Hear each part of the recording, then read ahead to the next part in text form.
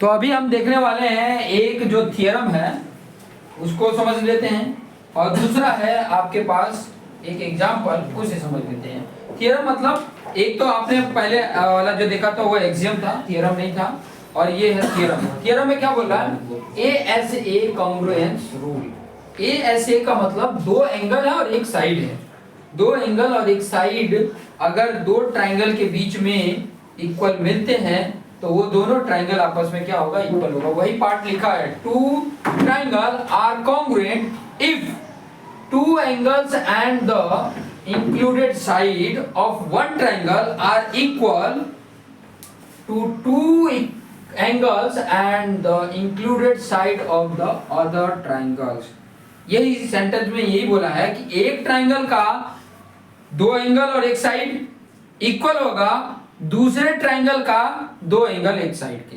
Clear? यही आपका यहाँ सेंटेंस में बोला हुआ है, उसी को बोला जाता है A S A congruence rule. अब एग्जांपल को थोड़ा सा समझिए। एग्जांपल नंबर 3 में क्या दिया हुआ है और कॉन्ग्रुएंसी लिखा है, इसका मतलब उसी के अकॉर्डिंग यहाँ पर मिलेगा। यहाँ तो आपको एक एक एग्जांपल दे रहे हैं तो आपको आइडिया मिल रहा है।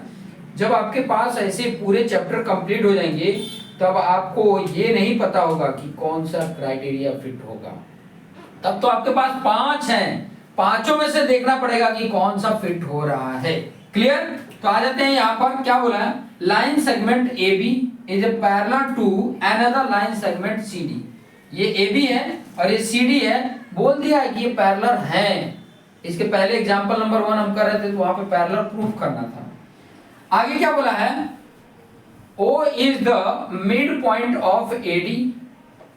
एडी का मिड पॉइंट है, मतलब ये आपस में बराबर होंगे। फिगर 7.15 ये फिगर है। So that this triangle and this triangle are congruent, ये प्रूव करना है। दूसरा, O is the also mid point of BC। इस BC का भी ये मिड पॉइंट है, ये भी आपको बताना है। तो हम क्या करते हैं, सबसे पहले पहला वाला लेके चलते हैं। कौन से दो ट्राइंगल को कॉन्ग्रुएंट करना है? ये दो ट्राइंगल। तो मैं वही ले लेता हूँ, in triangle AOB and triangle DOC, ये हमें प्रूव करना है। क्लियर? समझ में आ रहा है? अब यहाँ पर देखो, पहला आप लिखोगे, आपको ये पता चल गया कि ये जो है, यहाँ लिख सकते हो AB parallel to CD। It means क्या हुआ?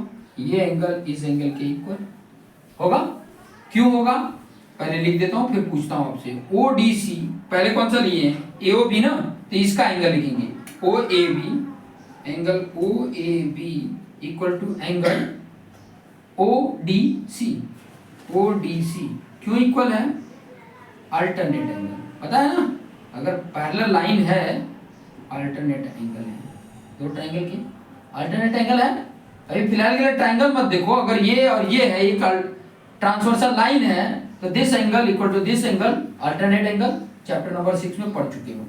दूसरा, ये वाला एंगल इस एंगल के इक्वल होगा, तो OBA, एंगल OBA इक्वल होगा OCD के। OCD के इसका भी रीजन वही होगा, अल्टरनेट एंगल। आप लिख लोगे?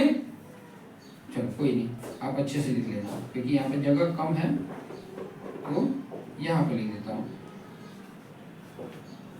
Alternate angle. ठीक है? क्लियर? तीसरा एक चीज यहाँ पर बोल ही दिया है कि O is the mid point of AD। ठीक है? तीसरा के लिए क्या हो गया? OA इक्वल टू OD हो गया। OA equal to OD। और ये कैसे हुआ? इसका रीजन यहाँ पे लिखना होगा। इसका रीजन है, इसका रीजन इधर है। क्या लिखोगे? O is the mid point of AD। AD का मिड पॉइंट है। अगर ये मिड पॉइंट है, मिड पॉइंट का मतलब वो सेंटर में है, तो ये और ये आपस में क्या होंगे? बराबर होंगे। अब आपको क्या क्या मिल गया? इस ट्राइंगल में एंगल साइड मिला, एंगल साइड। इधर भी देखोगे एंगल, और कौन सा एंगल है? सॉरी, ये एंगल साइड मिल गया। यहां से भी angle side, angle side. Clear? A से है ना, तो ए से में प्रूव करना है तो क्या मिल रहा है? ए एस मिल रहा है। यहाँ पे ए एस, ए भी बोल सकते हो, ठीक है, और ए ए एस भी बोल सकते हैं। हालांकि यहाँ जो मिल रहा है ना वो ए ए एस मिल रहा है। क्या मिल रहा है? ए ए एस मिल रहा है, ठीक है। ए ए एस भी है और ए एस ए भी है, बट यहाँ क्या मिल रहा है?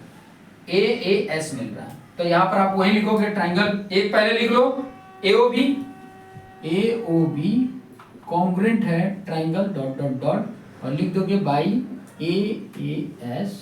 ये भी कॉन्ग्रुएंस रूल होता है, कॉन्ग्रुएंस रूल ये भी होता है, ये भी याद रखना, ठीक है। कॉन्ग्रुएंस रूल्स ये भी होता है, ए ए एस। तो यहाँ पे वही बैठ रहा है। अब यहाँ पर सेट करेंगे इसके जो आपके कॉरेस्पॉन्डिंग पार्ट है उसके अकॉर्डिंग कॉरेस्पॉन्डिंग पार्ट सेट करेंगे, और कौन सा जो हमने जिसके अकॉर्डिंग लिखा है उससे करेंगे, ठीक है। क्या दिया है? एंगल ए जो है वो डी के इक्वल है, ए जहां पे वहां डी लिख दो, ठीक है। दूसरा बी जो है वो सी के, तो बी कहां पे? लास्ट में है, तो यहाँ पर सी आ जाएगा। बचा क्या इसमें? डी ओ सी ना, तो ओ आ गया। क्लियर? तो डी ओ सी आ गया। आप सीओडी भी लिख सकते थे, लेकिन यहां पर उसके अकॉर्डिंग नहीं सेट होता, ठीक है। अब देखो तीसरा वाला बैठेगा। तीसरा क्या है? ओ ए इक्वल टू ओ डी। ओ ए पहले दो है और ओडी भी देखो पहले दो है, तीसरा अपने आप बैठ जाएगा, जब हमने लिख दिया तो बैठ जाना चाहिए। तो ये तो हो गया आपको, ठीक है। और यही आपको प्रूफ भी करना था, पहला वाला प्रूफ क्या करना था? AOB equal to DOC। हालांकि इसमें तो दिया ही ऑलरेडी और इस हिसाब से सेट भी हो गया। ये तो पहला आपको प्रूफ हो गया, पहला प्रूफ हो गया। दूसरे में क्या बोला है, थोड़ा सा दूसरा समझिएगा।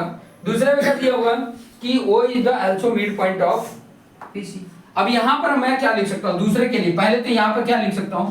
देखो एक तो हमें ये पता चल गया कि ये OD और OB ये पहले बराबर है, और एक साथ और क्या पता चल सकता है? OC इक्वल टू OB भी आएगा। देखो OB लास्ट टू और ये last two, OB equal to OC मैं लिख सकता हूं बाई CPCT। मैंने एकदम एग्जैक्ट लिया है। कैसे लिया है? लास्ट टू इधर लिया तो लास्ट टू ही लिया, बराबर हुआ। अब जब ये बराबर हैं ऐसे लिखोगे, so AB equal to OC then O is the midpoint of BC। लिखोगे ना?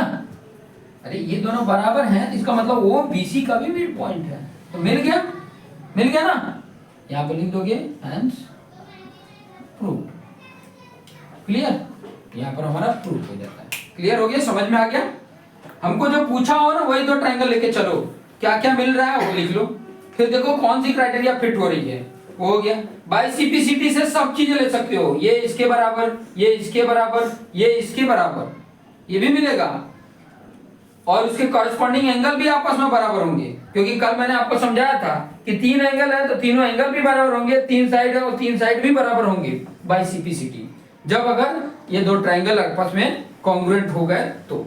क्लियर? इतना नोट डाउन कर लीजिए, फिर नेक्स्ट एक्सरसाइज पे चलेंगे।